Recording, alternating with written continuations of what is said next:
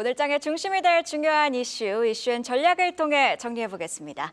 LNS홀딩스 김선영 대표, 권혁준 경제평론가, FR 자산관리 길건우 대표, 헤르메스스탁 하창한 본부장과 함께합니다. 어서 오세요. 첫 번째 소식입니다. 전국 불안에 급락했던 코스피가 회복세를 보이고 있습니다. 2,500선 회복에 바짝 다가섰는데요. 기관이 순매수로 증시 지지에 나선 가운데 외국인들이 코스피 200 선물을 대거 사들이면서 코스피 회복에 베팅한 것으로 나타났습니다. 어떤 종목에 주목을 했는지도 궁금한데 김선영 대표님께서 짚어주시죠.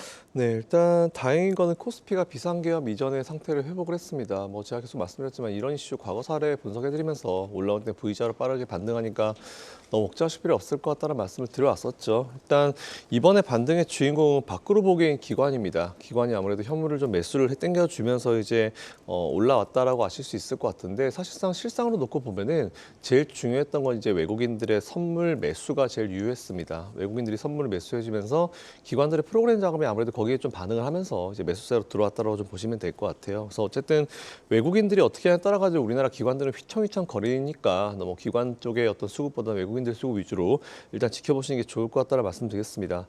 잘 아시는 지난주에 올해 마지막 쿼드러플 위칭데이 근처에 외국인들이 우리나라 선물 시장에 대해서 좀 활약을 했죠. 그리고 이제 여기에 시장 상승 쪽에 좀 베팅을 했다라고 좀 보시면 될 것 같고 이 흐름은 당분간 이어질 수 있을 것 같고요. 우리나라 지수가 V자로 반등을 했는데 추가 상승 여력이 있습니다. 위에 61선 있어가지고 61선에 부딪힐 수 있다 이런 내용도 나오긴 나오는데 제가 봤을 때는 지금은 기술적인 거는 그렇게 큰 의미가 없을 것 같다라는 그런 말씀 드리면 좋을 것 같습니다. 일단 외국인들이 현물 그렇다 하더라도 현물을 최근에 한 1조 정도를 매도했어요. 근데 이거에 또 의미 부여해가지고 외국인들이 1조나 매도했다라고 하는데 외국인들 잘 아시겠지만 사들이면 하루에도 몇 조씩 사들이기 때문에 1조 매도한 거 가지고 너무 의미 부여하고 그것 때문에 안 좋게 볼 필요 없을 것 같습니다. 어쨌든 근데 매도를 했는데 그 과정에서 또 외국인들이 매수한 종목 분명히 있을 거예요. 그 기업들 위주로 좀 살펴보면 될 것 같은데 일단 보시는 대로 외국인들의 매수 상위는 네이버부터 현대, 롯데까지 쭉 이제 라인업이 있습니다. 일단 외국인들이 제일 많이 매수한 기업은 네이버인데 잘 아시겠지만 제가 사실 질문을 최근 1년 동안 제일 많이 받은 게 네이버 사요, 카카오 사요라고 물어보면 항상 대답 똑같았죠.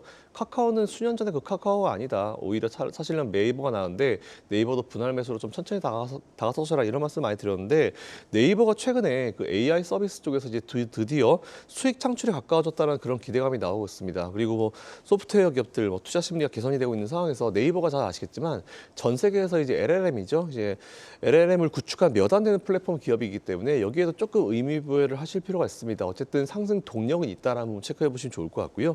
그 다음에 SK 하이닉스인데 사실 SK 하이닉스는 유일하게 거의 엔비디아와 HBM을 독점 공급하고 있는 기업이기 때문에 당분간 SK 하이닉스의 흐름은 좋게 만들어질 것이고 SK 하이닉스는 지난번 고점까지는 일단 아무 생각 없이 그냥 계속 투자를 이어가셔도 된다는 말씀을 한번 좀 더 드리겠습니다. 물론 삼성은 조금 다른 케이스이긴 한데 삼성과 SK 하이닉스는 사실 매력이 다른 기업이기 때문에 당장 수익이 필요하시거나 난 반도체가 좋아하시는 분들은 SK 하이닉스가 맞고요. 그리고 난 포트폴리오가 좀 다변화하고 중장기적 종목 필요하시면은 SK 하이닉스랑 삼성전자 둘 중에 하나 고르지 마시고 어차피 돈은 내가 가지고 있기 때문에 두 개를 같이 매수하시되 매수 밸런스 비중은 2대1, 3대1 이런 식으로 하셔가지고 두 개 밸런스 조절하시는 것도 반도체 기업 내에서 나쁘지 않은 포트폴리오 전략이다라는 말씀 드리겠습니다. 그리고 하나 에어로스페이스 어떻게 보면 현 정부에서 되게 힘을 많이 줬죠. 보통 이제 G2G라고 하는데 이제 방산 쪽은 잘 아시겠지만 이제 국가와 국가 간의 어떤 거래를 합니다. 워낙 큰 돈이 왔다 갔다 하기 때문에 보증을 해줘야 되는 부분이 있어서 국가 간의 어떤 거래가 필요한 그런 업종인데 잘 아시겠지만 이제 지금 조금 애매한 정부의 어떤 분위기 때문에 이제 피해 섹터로 꼽혔는데 외국인들은 오히려 이걸 저가 매수의 기회로 삼는 것 같습니다. 그만큼 정치적인 이슈는 있지만 이 기업들의 퀄리티나 이 기업들이 생산하는 그런 제품들의 퀄리티는 그대로 유효하다고 판단하고 사실 이게 상식적인 거기 때문에 방산주에 대한 투자는 그대로 이어가시면 좋을 것 같다는 말씀드리고요.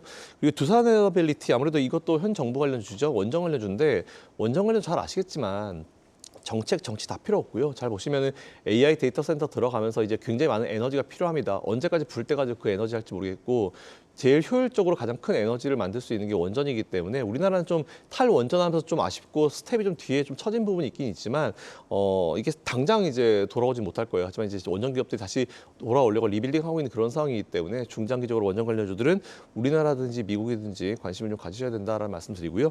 마지막으로 삼성바이오로직스나 유한양행이나 셀트리온, 바이오주는 당연히 이제 금리 인하기에 관심을 가져야 되고 이 기업들 워낙 퀄리티 좋고요. 그리고 올해 내년에 빅파마들의 어떤 큰 라이센스들이 끝나고 우리나라 이것도 잡을 수 있기 때문에 그대로 투자는 이어가시면 좋을 것 같다는 말씀으로 정리하겠습니다. 네, 국내 증시 이번 주부터 정치적 변동성을 벗고 본격적인 정상화 국면에 들어갈 것이다. 이런 전망도 있고 좀 전에 이슈에 대해서도 우리 증권가에서도 불확실성 해소를 호재로 받아들일 만하다. 이런 얘기도 전해드렸습니다. 오늘 반등세가 많이 나와주면 좋겠습니다. 이번 주에 대왕고래 프로젝트의 탐사 시추 작업이 본격화합니다. 실제로 가스와 석유가 묻혀 있는지 확인하는 작업인데요. 사업 동력을 계속해서 확보해 나갈 수 있을지 많은 관심이 쏠린 상황입니다. 권혁중 평론가님 어떻게 생각하십니까? 지금 뭐 관련 주가라든지 아니면 관련 프로젝트들이 굉장히 좀 정치적 불확실성으로 인해서 스케줄로 갈지 좀 미지수다라는 이제 물음표가 나오고 있습니다. 근데 사실 이 대왕고래 프로젝트와 관련된 것들은요, 정말로 뭐 하이 리스크 하이 리턴이라고 보시면 되겠는데 이게 만약에 발견이 된다 그러면 최대 2,000조 원에 육박하는 경제적 효과가 있습니다. 그러다 보니까 정말로 하이 리스크 하이 리턴이라고 보시면 되는데요. 그러다 보니까 관련주들이 굉장히 변동성이 굉장히 컸거든요. 대표적으로 한국가스공사 뭐 아시겠지만은 우리 유일의 천연가스 도매 사업자로 이죠. 그 다음에 또 포스코 인터내셔널도 있습니다. 과거 동해 가스전 했을 때 이제 경험을 보였던 기업이기도 하고요. 또한 뭐 화성 밸브, 뭐 밸브 당연히 필요하겠죠. 또한 관관도 필요한데 뭐 동양철관이라든지 넥스텔 같은 경우에도 이제는 뭐 관관이라고 해갖고 철로 만든 이제 파이프입니다. 그래서 석유라든지 가스를 끌어올릴 때 필요하게 되죠. 관련 종목으로 다 묶여 있습니다. 이런 종목들이 변동성이 커질 수밖에 없는데 그래서 많은 분들이 궁금한 게 그러면 스케줄이 앞으로 어떻게 되냐 이거 굉장히 궁금합니다. 일단 지금 웨스트 카펠라오가 부산 외항에 있고요. 이게 자재 싣고 있고 17일에서 18일 사이에 이제 떠날 것으로 보고 있습니다. 출항을 하고요. 그럼 20일부터 본격적으로 시추 작업에 들어가게 됩니다. 그럼 시추 작업 말 그대로 이제는 뚫어갖고 드릴 뚫어서 1km 이상 뚫거든요. 뚫어서 끌어올리는 데 사실상 한 2달 정도 소요될 것으로 보고 있어요. 여기서 나오는 걸 이제 분석을 해야 되거든요. 그래서 외국계 기업입니다. 슐럼버거 최대 또 해전에 대해서 연구 개발 회사고요. 여기에서 실제적으로 이제 분석이 이루어지고 이게 한 2개월 걸립니다. 그러면 내년 상반기에는 1차 시추 작업에 대한 결과물이 어느 정도 나올 것으로 보고 있어요. 그래서 이런 부분들 스케줄들은 갈 것이다라고 보고 있고 그렇게 된다 그러면 과연 이제는 스케줄로 간다 그러면 이게 2차 시추 작업까지 갈 수 있겠느냐라고 본다 그러면 아시겠지만 야당 쪽에서 이 대왕고래 프로젝트의 예산을 98% 깎아버렸습니다. 그래서 결국에는 이제는 한국석유공사 입장에서 자체금으로 가야 되는데 사채 발행해서 아마 1차 시공을 갈 것 같은데요. 시추 작업은 들어갈 것 같은데 2차부터는 굉장히 좀 희박할 가능성도 있다라는 시각의 목소리가 나오고 있거든요. 1차 시추 작업에서 과연 가시적인 성과가 나오느냐 뭐 부존 확인이겠죠. 뭐 가스라든지 석유에 대한 흔적이 있느냐 이거에 따라서 정말로 뭐 주가에 관련 주가는 크게 요동칠 수 있다라는 거 꼭 기억하시길 바라겠습니다. 한 방에 성공해야 되네요. 한 방에 이게 1,000억이 들어갑니다. 한 번 뚫는데 그래서 만약에 1차 시추 작업 때 만약에 정말로 뭐 석유라든지 가스의 흔적이 발견된다 그러면 이거는 뭐 국가적인 축복이라고 대박이죠. 표현해야 될까요? 정말 좋은 흐름이겠죠. 그래서 이런 부분들을 좀 보셔야 되는데 그 스케줄이 내년 상반기에는 이제 확인될 수 있다라는 거 기억하시면 되겠습니다. 네, 언급을 해주신 것처럼 하이리스크 하이리턴 사업인 만큼 관련주들의 변동성은 불가피하다는 점 참고해 보시면 좋을 것 같고요. 그리고 경제 효과가 최대 2,000조 원에 육박한 만큼 안정적으로 해당 사업이 추진되면 좋겠습니다. 다음 소식 확인해 보시죠. 올해 글로벌 조선 시장에서 우리나라의 수주 비율이 최저 수준을 기록할 것으로 예상되고 있습니다. 조선업이 초호황기를 누리고 있는데도 수주량이 중국에 크게 밀리고 있는 건데요. 일단 배경부터 한번 짚어볼까요, 김건우 대표님? 네, 최근에 이제 조선 관련된 섹터에서 안 좋은 뉴스들은 제법 나옵니다. 뭐 수주가 별로 안 좋다, 그다음에 중국에서 캐파 증설을 하는데 우리가 피해 보는 거 아니냐 이런 얘기들이 나오는데 뭐 숫자상으로 보면은 중국에 밀리고 있는 건 맞습니다. 뭐 8년 만에 수주 비율로만 본다라고 하면 최저 비율이라고 얘기가 나오고 있고요. 1월부터 11월까지 누적으로 보니까 한국이 글로벌 전체 발주에서 가져온 게 18% 정도 되고 중국이 69%입니다. 나머지 또 일본이랑 뭐 다른 나라들이 가져갔다라고 보시면 되는데 2016년도 이후에 최저 비율이라고 생각하시면 될 것 같고요. 이때 당시에는 사실은 조선업이 굉장히 안 좋았거든요. 그러다 보니까 우리나라뿐만 아니라 딴 데도 다 안 좋았어요. 근데 그럼에도 불구하고 초호황기인데 야 이렇게 낮아도 되냐라는 얘기들이 계속 나오고 있고요. 결론부터 말씀드린다라고 하면 저는 괜찮을 것 같습니다. 최근에 불과 한 2년 전부터 그 매년 1월에 그 조선사들이 그 가이던스를 발표할 때 우리 선별적으로 수주하겠다라고 계속 얘기를 했었거든요. 근데 이제 그 전략을 꾸준히 취하고 있다라고 생각을 하시면 될 것 같고요. 지금 한국이랑 중국 선종별 수주 잔고를 보시면은 한국은 LNG나 LPG 같이 가스선 위주라고 보시면 될 것 같고 중국은 뭐 벌커, 탱커, 컨테이너선 위주라고 보시면 될 것 같은데 뭐가 더 좋냐라는 건 없습니다. 하지만 한국 같은 경우에는 이제 그 저희가 고부가가치 선종이라고 얘기를 하잖아요. 그러니까 여기에 집중을 하다 보니까 일감만 적절하게 확보를 한다라고 하면 실적에는 별 이상은 없다라고 생각을 하시면 될 것 같고 최근에 조선사들 실적 발표한 거 보시면 아시겠지만 좋습니다. 네, 근데 최근에 실적 나온 것들이요. 실질적으로는요. 21년도 수주한 거거든요. 2분기 기준으로. 3분기, 4분기 넘어가더라도 이제 22년도께 반영이 되는데 이때부터 꾸준하게 선가 자체가 많이 올랐습니다. 연평균으로 따져본다라고 하면 한 27% 정도 올랐거든요. 그러면 이게 그대로 반영이 된다라고 하면 25년도, 26년도, 27년도 전혀 문제 없다라고 생각하시면 될 것 같고 최근에 이제 환율 얘기가 계속 나오고 있습니다. 근데 환율 같은 경우에도 사실은 이제 성과에 어느 정도 반영이 되는데 24년도에 기준 환율을 거의 한 1,200원 정도로 잡았고요.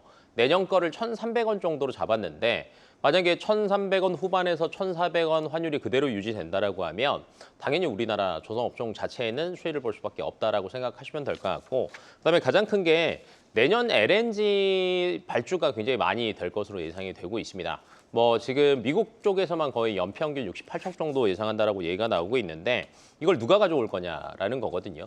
근데 최근에 앞에서도 이제 한국과 뭐 중국에 대한 수치도 알려드렸지만 미국이 중국에 굳이 줄 필요는 없습니다. 그러면 거의 이제 독식한다라고 생각하신다라고 하면 조선업에 대한 실적은 굳이 신경 쓰지 않으셔도 될 것 같습니다.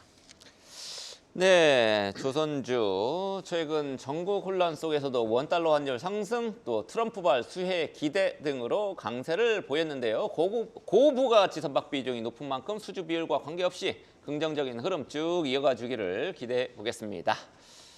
자, 우리 방산 기업들 조선업처럼 순항을 보였는데 암초를 만났습니다. 방산 수출에는 정부의 전폭적인 외교 지원이 중요한데 당분간 혼란이 예상이 되죠.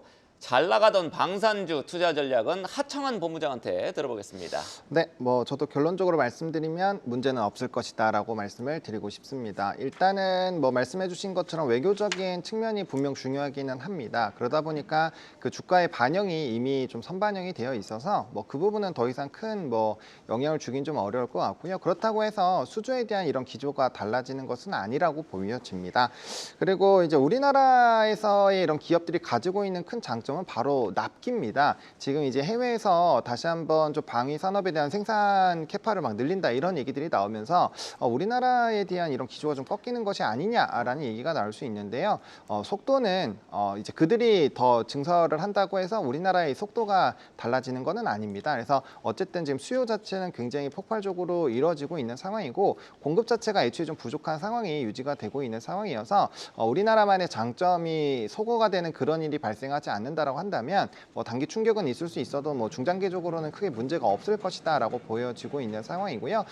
그리고 정치적인 문제도 어쨌든 간에 조금 해소가 되고 있는 국면이죠. 그래서 이게 이제 장기화가 됐을 때는 큰 문제가 되겠지만 장기화가 될 확률이 지금 굉장히 낮아진 상황이기 때문에 단기적인 일단 단발적인 악재의 흐름으로 좀 작용을 했다라고 보시면 좋을 것 같고 오히려 해외 기업들이 다시 한번 좀 증설을 나가는 거는 그쪽 산업 자체가 계속 성장을 하고 있기 때문에 캐파를 늘리는 거거든요. 그래서 오히려 반대로 생각을 해보면 이런 전체적인 시장의 파이가 커진다라고 이해를 할 수 있기 때문에 부정적보다는 긍정적으로 해석을 하는 게 더 낫지 않을까 이렇게 좀 정리를 드리겠습니다. 네, 방산주와 관련해서는 중장기적으로 봤을 때 문제는 없다라는 의견 주셨습니다.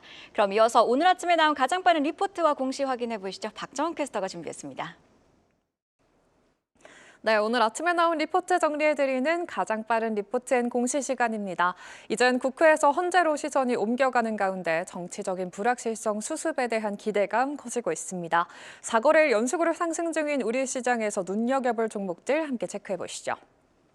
오늘 나온 리포트 함께 체크해보시면 사이좋게 상향과 하향 그리고 유지와 신규 리포트가 모두 제시됐습니다. 전장을 함께 보여주시죠. 이 전장 함께 살펴보시면 상향 의견으로는 덕산 네오룩스와 PI 첨단 소재에 대한 의견이 등장했고요. 하향 의견으로는 롯데 이노베이트와 HK 이노엔을 주목한 증권사 리포트 발행됐습니다. 유지로는 효성 TNC의 목표가 45만 원을 유지한 신한투자증권의 의견이 있었고 마지막으로 앞서서 살펴보신 LIG 넥스원 방산주 중에서 주목을 받으면서 대신증권이 30만 5천 원의 목표가 제시했습니다. 그럼 먼저 덕산 네오룩스 리포트부터 함께 살펴볼까요?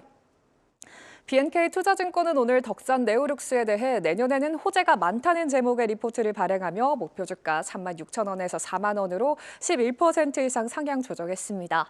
글로벌 스마트폰 공급망의 재고 조정 영향으로 올해 하반기 들어서 덕산 네오룩스의 실적 성장 둔화와 함께 큰 주가 하락세 보이기도 했는데요. 하지만 향후 실적 성장을 기대하게 하는 많은 호재가 대기하고 있다는 분석이 나왔습니다. 그 호재로는 첫 번째, 내년 초 북미 스마트폰 고객의 2026년 폴더블폰 신모델 출시 모멘텀이 있고요. 또 블랙 PDL, 즉 발광층 소재가 중국 스마트폰 업체들의 폴더블에 이어서 이젠 일반 모델까지 확대돼 내년부터 매출 기여가 예상되는 점 주목되고 있습니다. 마지막으로 현대중공업 터보기계는 내년 2분기부터 편입이 전망되는 점 투자에 참고해 보시죠. 이어서 PI 첨단 소재 보고서입니다. BNK 투자증권은 오늘 PI 첨단 소재의 투자 의견을 중립에서 매수로 높이면서 목표 주가도 2만 2천 원에서 2만 7천 원으로 소폭 상향 조정했습니다. 4분기 영업이익이 직전 분기보다 59% 줄어든 49억 원을 기록할 것으로 예측되는 가운데 그래도 내년에는 스마트폰 주문자 상표 부착 생산업체의 재고 조정이 마무리되며 PI 첨단 소재의 실적이 회복될 것이라는 전망을 내놨는데요. 특히 경기 부양과 함께 중국 스마트폰 수요가 먼저 회복될 거라며 방열시트용 필름의 경우 재고가 소진된 것으로 파악된다고 짚어냈고요. 그런 만큼 통상 비수기인 연말에도 주문이 쇄도할 것으로 예상된다고 분석을 했습니다. 한편 내년 영업이익 추정치는 418억 원에서 580억 원대로 40% 가까이 상향 조정된 만큼 향후 반등에 나설 수 있을지도 기대해 보시죠. 지금까지 가장 빠른 리포트 앤공시 박정원이었습니다. 네, 이렇게 리포트 확인해보고 왔는데요. 저희 비만 치료제 관련주 전략부터 짚어보도록 하겠습니다.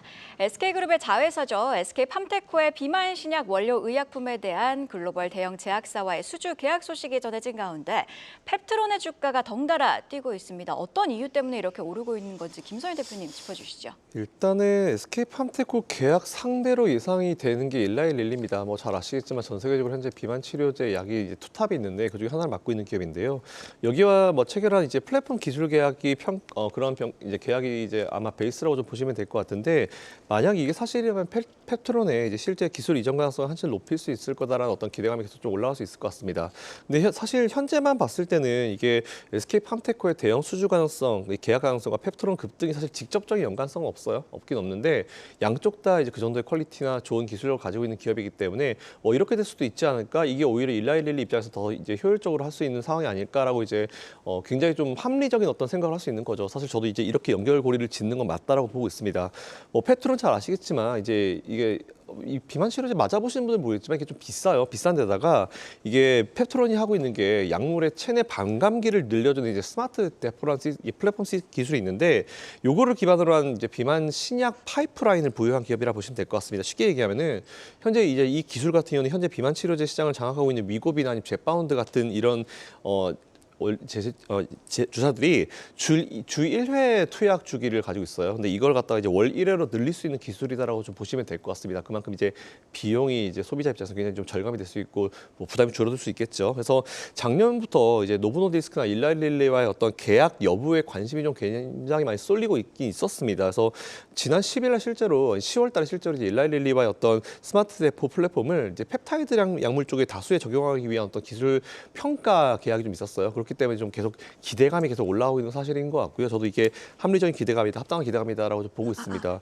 그리고 만약 이제 SK팜테코가 현재 이제 해당 원료 의약품을 이제 생산할 경우에 일라이릴리 입장에서도 원료 의약품과 이제 제형 변경을 같은 지역에서 처리할 수 있기 때문에 이렇게 굉장히 좀 효율적으로 이루어질 수 있을 것 같다는 그런 내용을 이제 생각할 수 있을 것 같고 저도 이게 사실은 일라이릴리 입장에서는 굉장히 좀 좋을 거라 보고 있습니다. 그래서 이 가능성은 좀 굉장히 좀 높게 보시면 될 수 있을 것 같은데 어쨌든 기대감이 높아져 있는 상황이지 아직까지 확정된 사실이나 이런 건 있는 게 아니기 때문에 일단 우리가 어느 정도인지 사실 부분을 좀 잘 체크를 하면서 투자해 보시면 좋겠지만 둘 다 좋은 기업이기 때문에 그건 너무 염려하실 필요 없을 것 같다. 하지만 팩트는 확실하게 체크를 하시면서 이제 투자 비율을 적절히 조절을 잘 하시면서 나가시는 게 좋을 것 같다라는 말씀드리겠습니다. 그래도 일단 기술도 갖고 있고 또 일라일릴리하고 계약 체결할 가능성도 지금으로서는 꽤 높은 상황이네요. 네, 높습니다. 네, 그래서 어쨌든 뭐 이런 기술 가지고 있는 기업이 많지가 않아요. 그리고 확실히 파이프라인이 있기 때문에 제가 봤을 때는 가능성은 높습니다. 근데 이제 가능성만 가지고 투자하기 좀 분명히 무리가 있기 맞습니다. 때문에 너무 많은 한 번의 투자보다는 분할로 접근하시는 게 좋을 것 일단 같습니다. SK팜테코는 상장하지 않은 비상장 회사이죠. 예, 펩트론 관련된 투자는 펩트론 쪽에 하시면 될 것 같고요.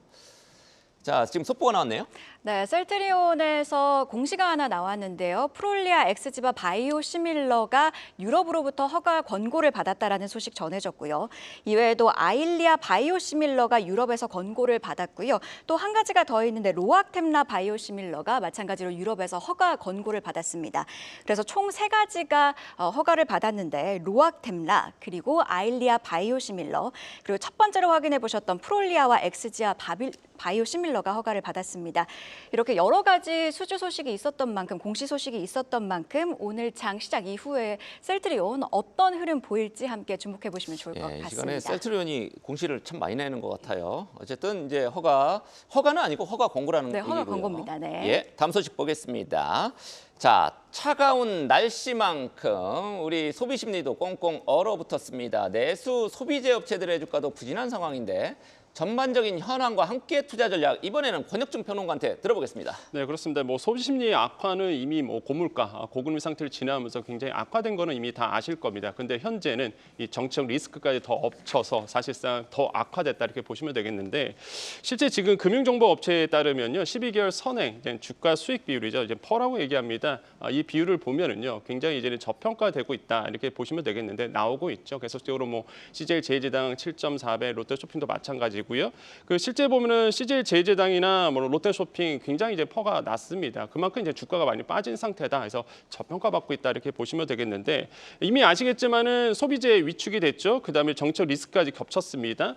그러다 보니까 많은 분들이 지금 나 여기서 매도해야 되겠다 이렇게 생각하실 텐데 꼭 그럴 필요는 없다는 거죠. 제가 말씀드린 건 뭐냐면 반대로 본다 그러면 정책 리스크가 이제 해소가 된다 그러면 오히려 이게 반등할 여지가 굉장히 남아 있습니다. 그래서 이런 종목 중심으로 보시는 거 좀 권유드리겠습니다. 네, 8년 전 전국 혼란 때에도 정치적 불확실성 등 소비자 업체들의 주가에 부정적인 영향을 끼친 바 있죠. 불확실성이 해소된 직후 개별 업체들의 주가가 반등을 했는데 하루빨리 긍정적인 흐름을 보여주길 기대해 보도록 하겠습니다. 다음은 오늘장 섹터 전략 이어가도록 하겠습니다. 길건우 대표님께서 화장품 업종을 가지고 오셨는데요. 화장품 업종 같은 경우에는 3분기 실적 발표 이후에 주가가 크게 밀렸다가 최근에는 중국의 경기 부양책 기대감에 크게 오르고 있는 상황이죠. 어떤 점에 주목을 해보면 좋을까요?